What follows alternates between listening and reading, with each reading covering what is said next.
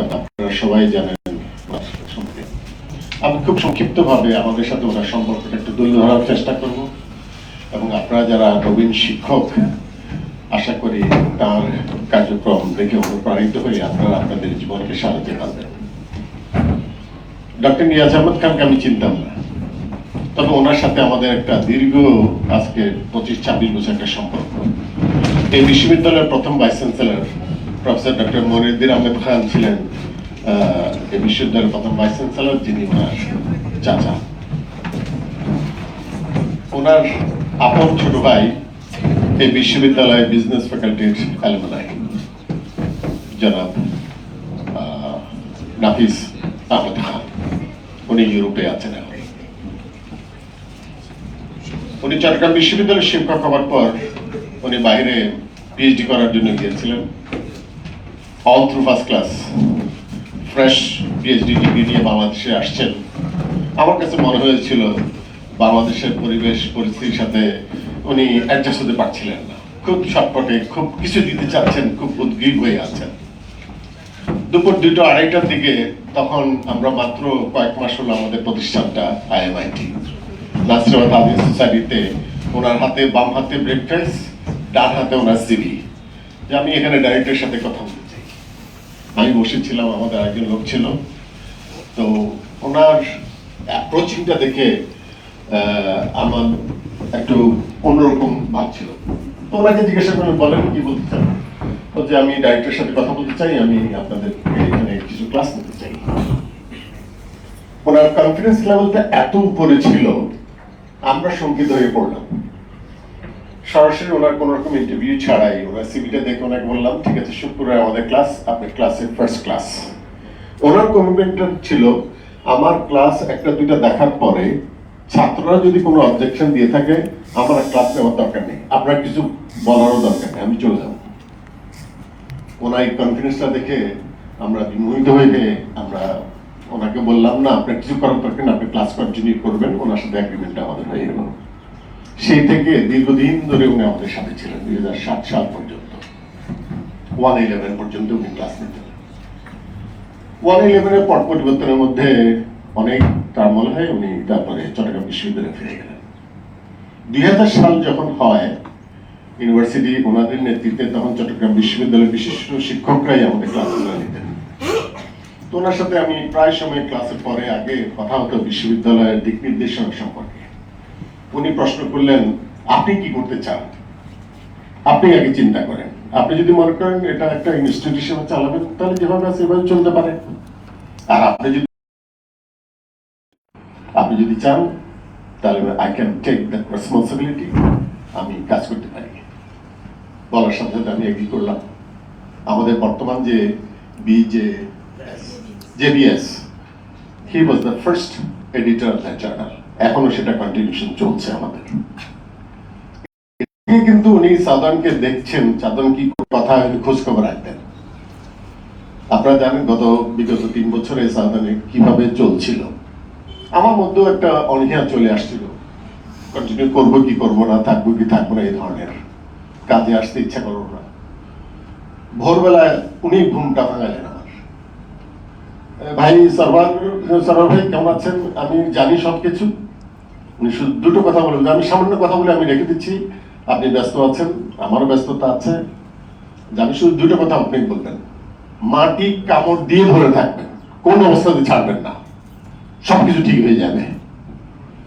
আলহামদুলিল্লাহ সবকিছু তো ঠিক হয়ে গেছে, হচ্ছে এই কয়েকটা জিনিস। আর এগুলো প্রকাশ পাচ্ছে কিভাবে, কনফিডেন্সটা। আপনাদেরকে কথাগুলো বলার অন্যতম কারণ হচ্ছে, you are a young teacher, you are a young, আপনাদের অনেক দূর যাওয়ার পথ আছে। এই লোকটাকে দেখলে আমি অনুপ্রাণিত হই। আমরা যারা পলিসি মেকারে আছি, সিদ্ধান্তের মধ্যে আছি, আমরা অনেক কিছু প্রেশার নিতে হয়। আমাদেরকে মোটিভেট করবে কে? মাঝে মধ্যে এনাদের সান্নিধ্য হয়ে আমরা মোটিভেট হই।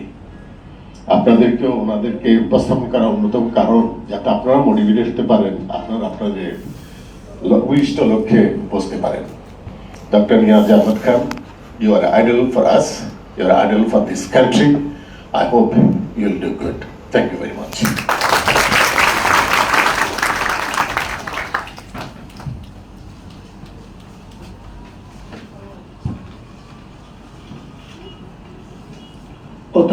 ডক্টর নিয়াজ আহমেদ খান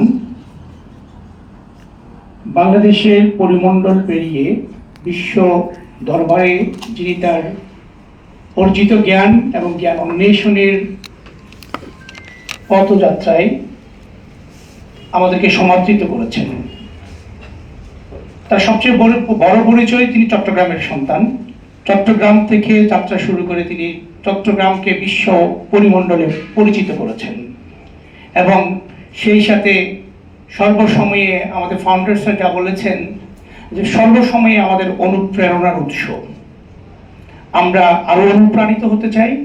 আমি বিনীতভাবে অনুরোধ জানাবো অধ্যাপক ডক্টর নিয়াজ আহমেদ খান স্যারকে আমাদের উদ্দেশ্যে কিছু বলার জন্য।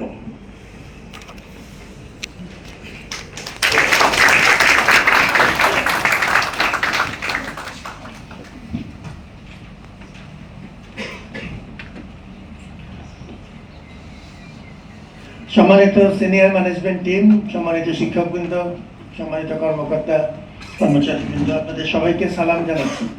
I feel very overwhelmed. For me it's more like a homecoming feeling. আমি তিনটি বিষয় শুধু একটু খুব সংক্ষেপে বলতে চাই। প্রথম কথা হচ্ছে, একটা প্রতিষ্ঠান বাংলাদেশে তৈরি করা কঠিন কাজ। নাসিরাবাদ হয়ে আমাদের মেহেদিবাগ ইন্টারিম পর্ব, তারপরে আজকে নতুন এই ক্যাম্পাস, আমি এই ক্যাম্পাসে আমার আশা হয়নি। অনেক বড় একটা অর্জন। অনেক দুর্বলতা আছে, এখনো জটিলতা আছে। যতটুকু আশা করছিলাম ততটুকু হয়তো হয়নি, বা যতটুকু হয়েছে সেটিও কিন্তু অত্যন্ত গুরুত্বপূর্ণ। আজকে আমাদের এই অডিটোরিয়াম, শিক্ষক কর্মকর্তা তারা পরিপূর্ণ। আমরা যারা দুটো বা তিনটা রুম নিয়ে যে কথাটি আমাদের সম্মানিত প্রতিষ্ঠাতা যারা সারা জাহান উল্লেখ করছিলেন, তখন তো আমরা এতটুকু আসলে ভাবিনি। এই যাত্রাপথ আমাদেরকে এ পর্যন্ত এনেছে। সুতরাং আশা জিয়ে রাখার অনেক কারণ আছে। You need to always believe that there is light at the end of the tunnel. Although through thick and thin, turmoil of life, turbulence of life test us প্রতিদিনই। আর আমি যদি খুব গম্ভীর মুখে বলি যে ধৈর্য ধারণ করে থাকুন, কোনো অসুবিধা নেই, অসুবিধা আছে। ধৈর্য রাখাও কঠিন, সবই সত্যি। কিন্তু দিনের শেষে আসলে কিছু না কিছু অর্জন করা সম্ভব, আপনি যদি একরকম কমিটমেন্ট নিয়ে লেগে থাকেন। তো সবাই আমরা জানি, নতুন কোনো কথা না। আমার নিজের এত সীমাবদ্ধতা যে কাউকে পরামর্শ দেওয়ার মতো যোগ্য লোক আমি আসলে না। এটা আমাকে কিছু মানুষ পছন্দ করেন, আপনাদের মধ্যে অনেকেই আছেন, and I feel so honored. আমি তো মূলত মানুষের মমতায় বেঁচে থাকি। আদারওয়াইজ আমার মতো দলবিহীন, রংবিহীন মানুষের পক্ষে বেশি দিন টিকে থাকা কঠিন। মানুষের মমতায় বেঁচে আছে। তো আর দুটো কথা, একটা প্রতিষ্ঠান তৈরি হয়েছে, জটিলতা আছে, কিন্তু আপনি আপনার পর্যায় থেকে কিছু অবদান রাখার সুযোগ পেয়েছেন। আপনি একজন প্রভাষক, আপনি একজন ডিন, আপনি একজন অ্যাসিস্ট্যান্ট রেজিস্ট্রার, যার যার পর্যায় থেকে চেষ্টা করতে থাকা। যতদিন আছি, না থাকলে চলে যাবেন, হয়ে গেল। কিন্তু যতদিন আছি অতদিন প্রতিষ্ঠান থেকে আপন মনে করা, এটি খুব জরুরি। আমরা বহু প্রতিষ্ঠান আমাদের জীবনে অবদান রাখে, কিন্তু আমাদের একটা বড় সময় কেটে যায় প্রতিষ্ঠানকে অপছন্দ করতে করতে। কারণ একটা প্রতিষ্ঠানে কোনোদিনই সবকিছু আপনার মনোভূত হবে না। সবকিছু মনোভূত হলে তো আপনি আর মানুষ থাকবেন না, হয় ফেরেশতা হবেন অথবা শয়তান হবেন। তো মানুষ থাকলে সবকিছু মনোভূত হবে না, যা আছে। এখন যে চাকরিটা আল্লাহ আমাকে করার সুযোগ করে দিয়েছেন, তাতে ব্লাড প্রেশার সহ যাবতীয় জটিলতা, আপনি যদি 1 বছরের মধ্যে রপ্ত করতে না পারেন, তার মানে আপনি চাকরিটা করছেন না। 1 বছরে ঢাকা বিশ্ববিদ্যালয়ের উপাচার্যের যদি ব্লাড প্রেশার না হয়ে থাকে, তাহলে তিনি চাকরিটা আসলে করছেন না, পরিষ্কার করে। এখন আমি যদি এটার উপর গুরুত্ব দিই, তাহলে তো অন্য কাজ করা হবে না। প্রতি চাকরিতে থাকবে, যতদিন আছে ততদিন এই কাজটা মনোযোগ দিয়ে করার চেষ্টা করা, এবং মনে রাখা যে আমার চাইতে অনেক গুরুত্বপূর্ণ মানুষ আশেপাশে বসে আছে। আমি একমাত্র যোগ্য ব্যক্তি নই, চিটাগাংয়ের ভাষায় আমি একমাত্র কুতুব নই, আরো বহু কুতুব আছে। আপনি যে একটা নির্দিষ্ট সময়ে সুযোগটুক পেয়েছেন, তাতে যদি উপর থেকে বিশ্বাস করেন, কিছু ইঙ্গিত আছে, যদি বিশ্বাস নাও করেন, এটি শুধুমাত্র আপনার যোগ্যতায় হয়নি। That is a natural design that has put you into this position now. And every position by definition is transient. You get it for a while and then you leave it. What impression do you make? That makes the difference. অতটুকু আপনার আগমন এবং আপনার প্রস্থান, what has been the value addition to that position? সেটার জন্য একটাই উপায় হচ্ছে, যদি সম্ভব মনোযোগ দিয়ে আমার কাজটা করলাম। প্রতিষ্ঠান যদি কোনো কোনো সময় আমার নির্দয় মনে হয়, খুব মনোভূত নাও হয়, তারপরে অতটুকু মমতা ধরে রাখা, এবং যতদূর সম্ভব এসেই যখন পড়েছি, যতদূর সম্ভব কাজটা এনজয় করার চেষ্টা করা, এটা দিয়ে কিছু অন্তত করা সম্ভব। আর আমার জীবনে অনেক মানুষের অবদান আছে। আমি চেষ্টা করি চোখ বন্ধ করে ভাবতে যে আমার জীবনে যেসব মানুষের অবদান আছে, অনেক মানুষের অবদান আছে, কঠিন রকম অবদান। ডিগ্রি করা শুরু করলাম তো অনেক রকম চিন্তা একসাথে দুদিনটা শুরু করেছি। স্কলারশিপ শেষ হয়ে গেল, এগুলো সব কানে কানে কথা বলছে, এগুলো অফিসিয়াল কথা না।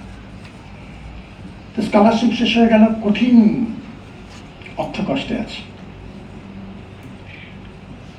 তা আমার সে সময়কার বন্ধু এবং স্ত্রী, তাকে বললাম যে এখন তার একসাথে থাকা যাচ্ছে না, তা তুমি তোমার পথ দেখো, আমি আমার পথ দেখি। তো সেকে চাকরি বাকরি শুরু করলো, এবং আমি ডিগ্রি করে যাচ্ছি, ডিগ্রি সমূহ করে যাচ্ছি। এবং এই শেষের যে বছর 2 এটা আমি মূলত তার ইনকামের উপর চললাম। আচ্ছা, সুযোগ আসলে কাজে লাগানোর যে বিষয়টি খুব গুরুত্বপূর্ণ। আমি তখন কিছু কোর্স করছিলাম, কিছু প্রফেশনাল কোয়ালিফিকেশন করছি। আপনার বিরক্ত হচ্ছেন না তো? আমি ল্যাঙ্গুয়েজের জন্য বলছি, ঠিক আছে। কোর্স করছিলাম যার কোনো আপাত দৃষ্টিতে that had no relevance. I took up a course, as far as I remember, that quite complex title.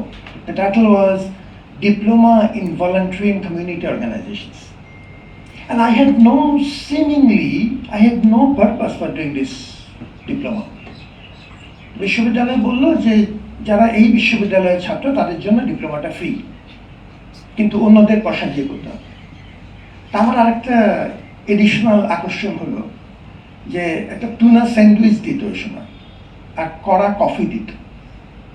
তা আমার মতো গরিব ছাত্র রাতের বেলা যদি টুনা স্যান্ডউইচটা আপনি খেয়ে নেন, আর একান্ত নির্লজ্জ হলে যদি দুটো খেয়ে নেন, কেউ খুব বেশি মাইন্ড করছে না, একটু হয়তো অস্বস্তি করতে পারে, ঠিক আছে। আর কফিও যদি মোটামুটি খেয়ে ফেলেন, তাহলে ওই রাতের খরচটুকু আপনার খরচ বাঁচলো, প্লাস আরো জটিল যেটা সেটি হলো যে কিছু একটা রান্না করে খাওয়া ফিরে আসার পরে, রাতে 11টা 12টায় ফেরার পরে সারাক্ষণ বরফ পড়ছে পেঁজা তুলার মতো, you feel so down, so hopeless as a feeling, যে ডিগ্রি কি আমার কোনো সময় আসলে হবে।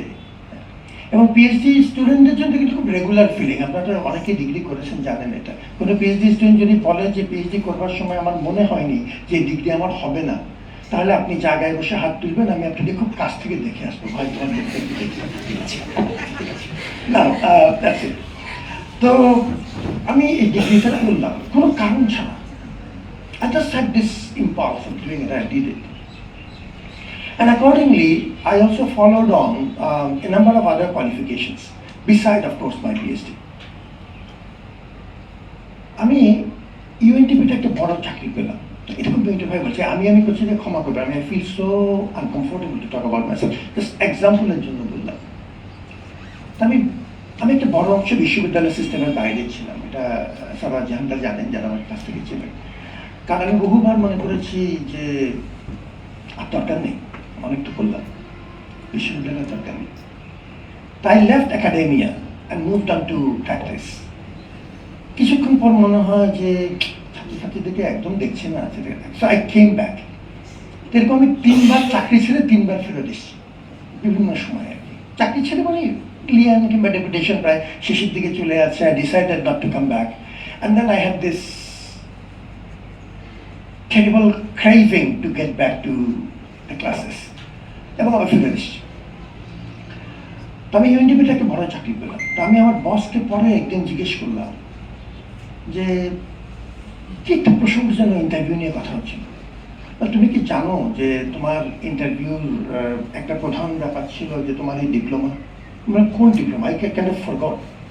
মানে তুমি যে ইউকেতে থাকতে অমুক ডিপ্লোমাটা, আচ্ছা well, that was one of the major consideration, and of course they had other consideration, but this was one of the major points that they considered in choosing me, because they felt that this particular diploma had a relevance for community development, and that's precisely what I was asked to do as a senior program coordinator and in charge of Chittagong tracks.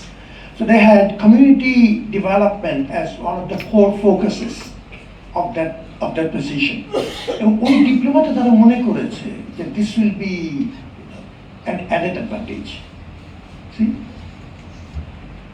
আমি 94 সালে, আমরা কিন্তু প্রাচীন ধরনের মানুষ, আমার চেহারা শুরু থেকে বিভ্রান্ত হবেন না, মানে অলমোস্ট ডাইনোসরের সমগোত্রী। 94 সালে I did this diploma, okay? And in 2006 I got this advantage, even without knowing. সুতরাং কোনটা কোন সময় কাজে লাগবে ইউ নেভার নো। আর কাজে নাই লাগবে, জীবনে সব কিছুকে কাজে লাগতেই হবে। If there is an opportunity given to you, চেষ্টা করার, ঠিক আছে, কাজে লাগবে। বিশ্ববিদ্যালয়গুলোতে হ্যাপেনিং গ্রাউন্ড, অনেক কিছু হয়, অনেক রকম কনফারেন্স, কোর্স, এটা ওটা হচ্ছে। চেষ্টা করতে থাকে যত সম্ভব। আমি খুব বিনীত হয়ে কথাটি বললাম, আমরা যারা এই প্রফেশনের মানুষ, আমাদের তো পাবলিকেশন রিসার্চ লাগবে আসলে। এবং আমি জার্নালটার কথা ভুলে গেছিলাম, মানে thanks to my brother Sarwar Jahan, আমি এই জার্নালটার কথা আমি ভুলেই গেছিলাম। মানে ওই সময় কিছু অসাধারণ মানুষ ছিলেন আমাদের সাথে, we had a very good team. Professor বেলায়েতের কথা মনে পড়ছে, Nasrul Kadir was there for a while, and then later on আমাদের ছাত্রদের মধ্যে আমির নসরুল এবং এরা পরে জয়েন করলো টিমটা।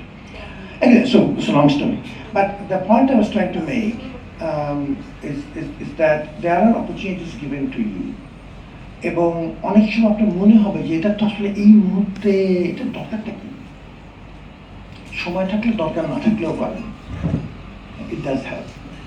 রিসার্চের জন্য এখন তো আমাদের জন্য কোনো শৌখিনতার বিষয় না, এই প্রফেশন টিকতে হলে আপনাকে রিসার্চ এবং পাবলিকেশন লাগবে, এবং এটি সাধারণত একা করা কঠিন। It's always a good policy to team up, এবং এগুলো কোনো কথার কথা না।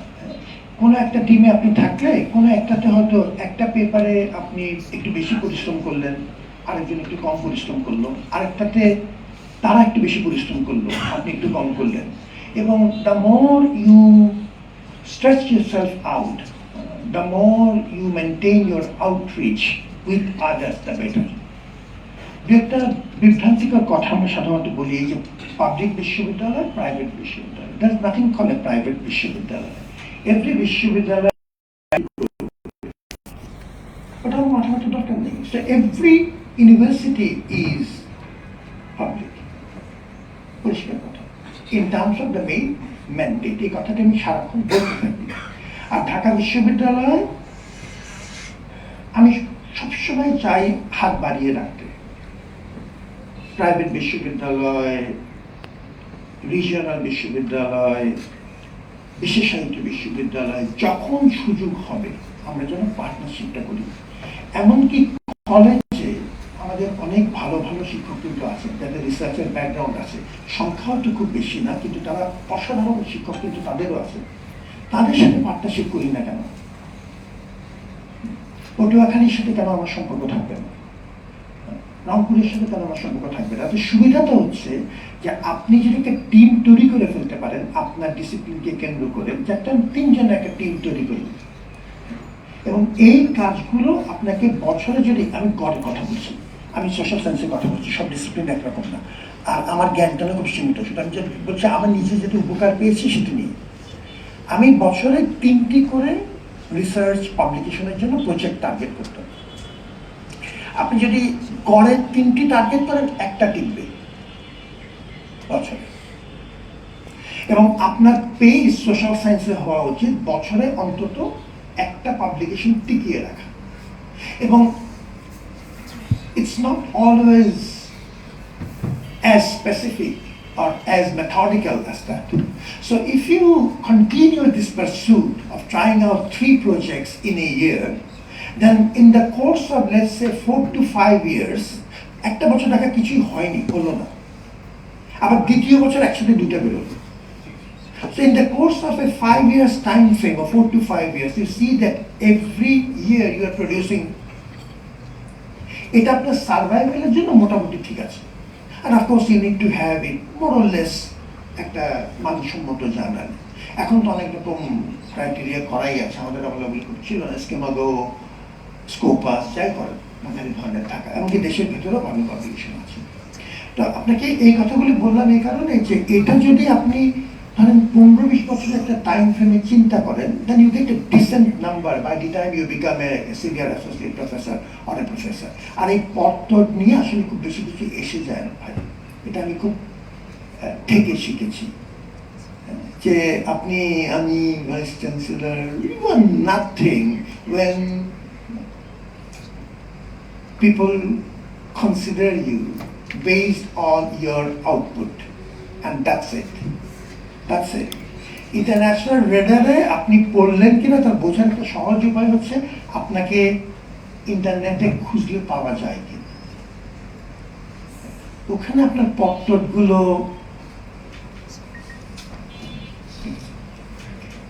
আপনাকে 3টি কথা বলবো বলেছিলাম, ওই 3টি কথা বলে ফেলেছি, আমার সময় শেষ। একটা জিনিস আপনার কাছ থেকে শুভেচ্ছা চাই, দোয়া চাই, সেটি হচ্ছে যে ঢাকা বিশ্ববিদ্যালয়ে যতদিন আমরা থাকব, আমরা চাই যে আপনারা আমার মধ্যে সম্পর্ক শক্তিশালী হোক, যে কোনো ফর্মে, ব্যক্তি হিসেবে যাই, কোনো প্রতিষ্ঠান, কোনো অনুষ্ঠান যদি একসাথে করা যায়, আমাদের একটা টিম যদি আপনার টিমের সাথে কাজ করে, আপনার টিম আমার সাথে কাজ করে, এনি অপরচুনিটি। দুনিয়াতে কেউ ইন্ডিসপেন্সিবল না, এই কথা